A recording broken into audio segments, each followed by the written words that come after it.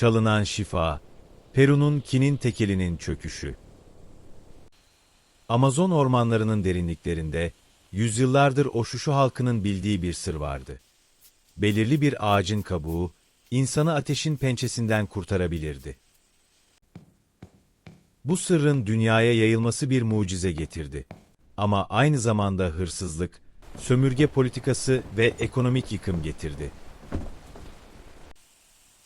19. yüzyılın ortasında sıtma, dünyanın en büyük katiliydi. Tropikal Afrika'da, Güney Asya'da, Orta Amerika'da ve hatta Avrupa'nın bataklık bölgelerinde milyonlarca insan her yıl bu hastalığın pençesinde can veriyordu. Plasmodium parazitinin taşıyıcısı olan dişi Anopheles sivrisineği, insan medeniyetinin sınırlarını fiilen belirliyor. Orduları dağıtıyor, kolonileri çökertiyordu. İngiliz sömürgeciliğinin Hindistan'da, Afrika'da, Güneydoğu Asya'da genişlemek istediği bir çağda sıtma tek gerçek engeldi. Askerler, yöneticiler, tüccarlar, hepsi tropikal iklime ayak basar basmaz aynı akıbetle yüzleşiyordu. Yüksek ateş, titreme, delirium ve çoğunlukla ölüm. Sömürge imparatorluklarının büyümesi, bu tek hastalık yüzünden defalarca sekteye uğramıştı.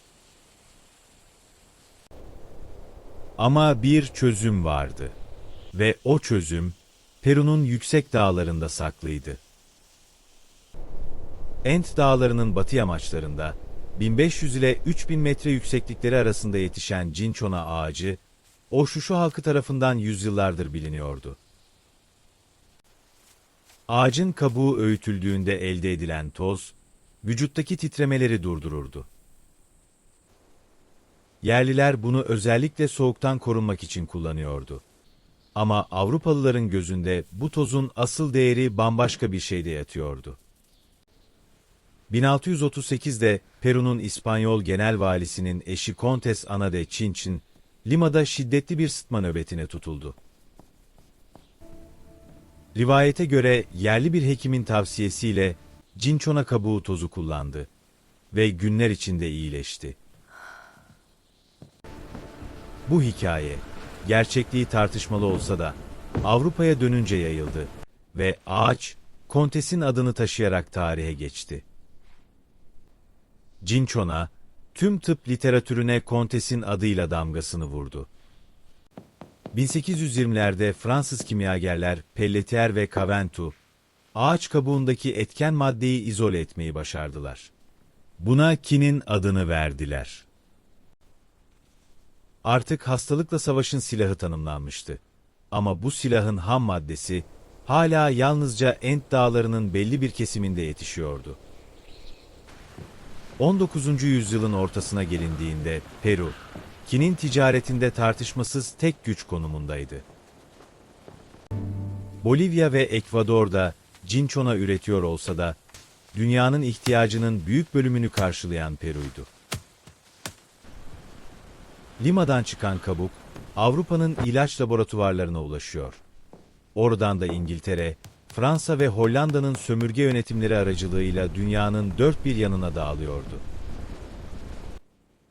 Peru hükümeti bu değerli kaynağın nedenli stratejik olduğunun farkındaydı. Cinchona tohumlarının ve fidanlarının yurt dışına çıkarılması yasaklandı. Bu yasak yalnızca bir ticari kaygıdan değil, köklü bir iktidar bilincinden kaynaklanıyordu. Sıtmanın ilacını elinde bulundurmak, tropikal dünyada bir tür görünmez egemenlik kurmak anlamına geliyordu. Ve bu egemenlik para ediyordu. Kinin fiyatları yüksek tutuluyordu. Sömürge güçleri ihtiyaç duydukları miktarı elde etmek için, Peru'nun belirlediği koşulları kabul etmek zorundaydı. Manaus, Lima ve Guayaquil gibi şehirlerde kinin ticaretinin yarattığı servet birikiyordu. Yeni binalar yükseliyor, operalar inşa ediliyor. Avrupa'dan getirtilen mobilyalarla döşenmiş konaklar göğe uzanıyordu. Ama bu ihtişam, gizli bir kırılganlığı barındırıyordu. Tekel, yalnızca coğrafyaya dayanıyordu.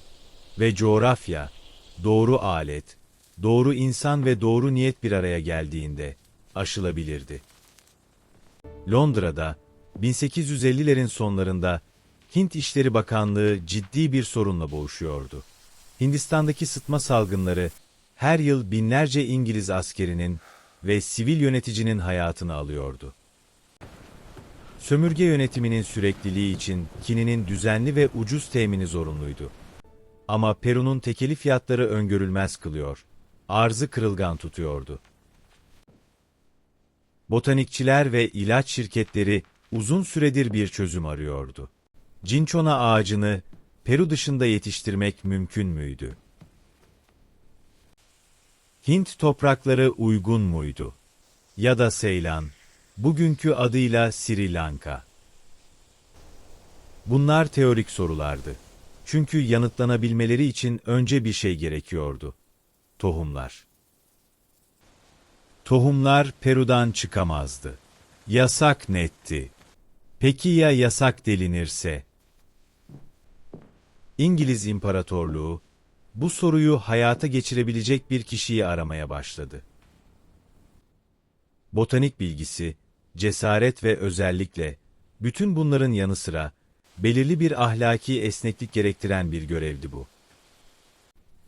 Clement Robert Markham, o yıllarda 30'lu yaşlarının başında, enerjik ve hırslı bir coğrafyacı ve gezgindi. Peru'yu zaten tanıyordu.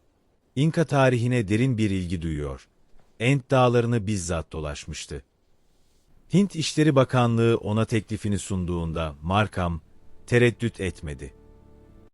Görev şuydu: Peru'ya gizlice girmek, cinchona fidanlarını ve tohumlarını toplamak, bunları ülkeden çıkarmak ve Hindistan'daki deneme bahçelerine nakletmek. Resmi bir hükümet misyonuydu bu. Ama Peruluların bakış açısından bir kaçakçılık operasyonundan farklı değildi.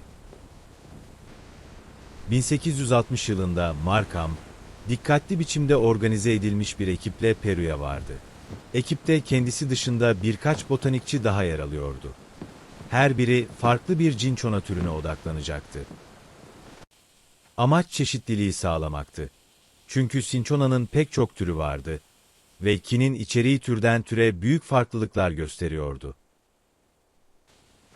Markham, Ent dağlarının ıssız yamaçlarında haftalar boyunca dolaştı. Tohumları topladı, fidanları özenle sardı. Nemli vardiyan kutularına, yani tropik bitkiler için tasarlanmış kapalı cam kaplara yerleştirdi. Sonra Lima'ya döndü. Liman yetkililerinin gözlerinin önünden, son derece sıradan görünen bir kargo olarak kutular gemiye yüklendi. Ama Markham'ın getirdikleri yetmeyecekti. Cinchona tohumlarının gerçek devrimini yaratan kişi, ne Markham'dı ne de İngiliz hükümeti. Bu devrimin mimarı, adı tarihin kenarına düşmüş bir İngiliz tüccar ve onun Bolivyalı yardımcısıydı. Charles Ledger, Peru ve Bolivya'da yıllarca ticaret yapan, cinchona ormanlarını avucunun içi gibi bilen bir adamdı. Yanında Manuel Injra Mamani adında, Bolivyalı bir yerlinin çalıştığı yıllardı bunlar. Mamani, Ent dağlarının en uzak köşelerini biliyordu. Hangi ağacın daha yüksek kinin içerdiğini, hangi tohumların çimleneceğini, hangi mevsimlerin toplayıcı için elverişli olduğunu. Ledger, yıllarca en kaliteli cinchona tohumlarını topladı. Özellikle Cinchona calisaya türünü hedeflemişti. Diğer türlere kıyasla kinin miktarı çok daha yüksek olan bu tür, Ent dağlarının belirli yüksekliklerinde yetişiyordu ve nadirdi. Mamani, tohumları elde etmek için tehlikeli dağ yolculukları yaptı. Yetkililerden gizlendi. Malı küçük porsiyonlar halinde sakladı. 1865'te Ledger'in elinde yaklaşık 6 kilogram civarında Cinchona calisaya tohumu vardı. Bunları İngiltere'ye gönderdi ve İngiliz hükümetine satmak istedi. İngilizler ilgi göstermedi. Ellerinde zaten yeterince cinchona olduğunu düşünüyorlardı. Ledger bunun üzerine tohumların küçük bir bölümünü, yaklaşık 1 kilogram, Hollandalı hükümete sattı. Fiyat sembolikti: 100 frank. Hollandalılar ne satın aldıklarını henüz bilmiyordu. Hollanda, o yıllarda Endonezya'da, özellikle Java adasında, kapsamlı bir tarımsal sömürge sistemi kuruyordu. Farklı tropikal ürünlerin deneme ekimleri yapılıyor. Hangi bitkinin Java topraklarında verimli yetişeceği araştırılıyordu. Cinchona denemeleri daha önce yapılmış. Ama elde edilen ağaçların kinin içeriği hayal kırıklığı yaratmıştı. Ledger'in tohumları Vava'ya ulaştığında önce pek önemsenmedi. Standart prosedür izlendi. Tohumlar ekimlik parsellere serpildi. Fidanlar yetişti. Ağaçlar büyüdü. Sonra kabuklar analiz edildi. Sonuç, botanik tarihinin en şaşırtıcı bulgularından biriydi. Ledger'in getirdiği Cinchona calisaya tohumlarından yetişen ağaçlar, bilinen tüm Cinchona türlerinin çok üzerinde kinin içeriyordu. Standart Cinchona ağaçlarındaki kinin oranı %2 ile 3 arasında değişirken, bu yeni ağaçların kabuğu %13, hatta bazı örneklerde %16'ya varan kinin konsantrasyonu taşıyordu. Hollanda, bu tohumların değerini kavramakta gecikmedi. Vava'daki plantasyonlar hızla genişledi. Yeni teknikler geliştirildi. Ağaçlar seleksiyonla iyileştirildi. Verim giderek arttı. 10 yıl içinde Java, dünyanın kinin üretim merkezi haline geldi. Lima'nın çöküşü. Peru için felaket, ani değil yavaş geldi. Bu tür yıkımların her zaman böyle olduğu gibi. Önce küçük bir fiyat düşüşü, sonra bir başkası, sonra istatistiklerin görmezden gelinemeyeceği bir çöküş. 1880'lerin başında, Vava'nın kinin ihracatı Peru'yu geçmişti. 1890'lara gelindiğinde Perulu üreticiler, Java kininiyle fiyat yarışına giremez hale gelmişti. Hollandalıların üretim maliyeti çok daha düşüktü. Plantasyon tarımı, Ent Dağları'nın dik yamaçlarında el emeğiyle yapılan hasadın çok üzerinde bir verimlilik sağlıyordu. Manaus, Iquitos ve Lima'daki kinin tüccarları önce umudu kesmedi. Belki fiyatlar toparlanırdı. Belki Java üretiminin kalitesi düşerdi. Belki yeni piyasalar açılırdı. Ama hiçbiri olmadı. Servetini kininden kazanan aileler, birer birer çöküşe geçti. Sözleşmeler iptal edildi. Gemiler limanda bekledi. Ambarlar boşaldı. Ent Dağları'nın yamaçlarındaki Cinchona ormanları, zaten yoğun aşırı kesim yüzünden büyük ölçüde tahrip edilmişti. Üstelik artık bu ormanların geriye kalanını işletmenin ekonomik anlamı da kalmamıştı. Peru, sadece bir ürünü kaybetmemişti. Bir çağı kaybetmişti. Kinin ve sömürge imparatorluklarının genişlemesi. Vava'nın kinin üretimini ele geçirmesi, yalnızca bir ticaret dengesini değiştirmedi. Tarihçilerin uzun süredir üzerinde durduğu şu soruyu gündeme taşıdı. Ucuz ve bol kinin olmadan Avrupa'nın Afrika'yı sömürgeleştirmesi mümkün olabilir miydi? Cevap, büyük ölçüde hayırdır. 19. yüzyılın sonlarında Afrika'nın iç bölgelerine yapılan Avrupa seferleri, kinin sayesinde mümkün oldu. Afrika'nın bölüşülmesi olarak bilinen süreçte İngiliz, Fransız, Belçika ve Alman ordularının tropikal bölgelere girebilmesi düzenli kinin dağıtımına dayanıyordu. Sömürge yönetimlerinin sürdürülebilmesi, kininin ulaşabilir olmasına bağlıydı. Java kininin fiyatı düşürdüğü noktada, Afrika'nın sömürgeleştirilmesi hız kazandı. Bu iki tarihsel süreç, Cinchona tohumlarının Ent Dağları'ndan kaçırılması ve kıtanın sömürgeleştirilmesi, birbiriyle çok daha sıkı bir nedensellik ilişkisi içindedir. Bu iki tarihsel süreç, Cinchona tohumlarının Ent Dağları'ndan kaçırılması ve kıtanın sömürgeleştirilmesi, birbiriyle çok daha sıkı bir nedensellik ilişkisi içindedir. Sonuç ve değerlendirme. Peru'nun kinin tekeline son veren operasyon, tarihin birkaç başka büyük botanik kaçakçılığı vakasıyla birlikte düşünüldüğünde belirgin bir örüntü ortaya çıkar. Her vakada temel mantık aynıdır.